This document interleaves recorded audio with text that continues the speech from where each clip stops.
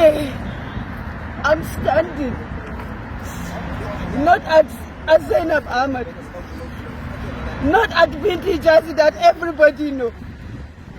Today, I'm standing as a mother, a sister, a wife, a friend.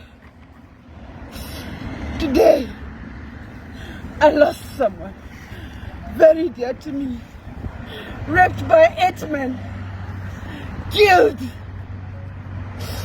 video sent to her kids.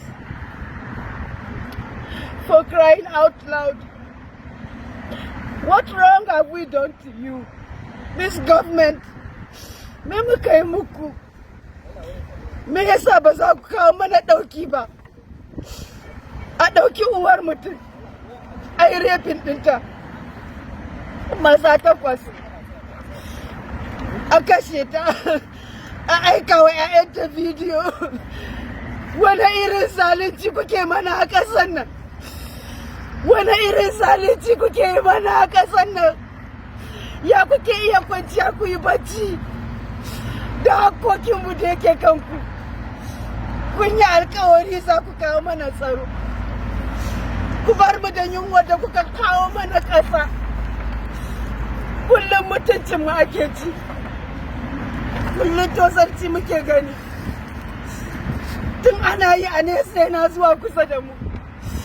Ya ilahi me kuke so mu yi muku? Laifin me arewa ta yi muku? Laifin me arewa suka yi muku? Laifi ne da muka fito muka zaɓe ku. Laifi ne da muka fito muka bi bayan ku. Laifin me muka yi muku? Baba Buhari me muka yi maka? Baba Buhari me yasa ka tsana arewa? Baba Buhari me mata arewa suka yi maka kake bari ake cin zarafinsu? Baba Buhari me arewa ta yi maka baba? Baba arewa ce ta kawo ka mulki baba?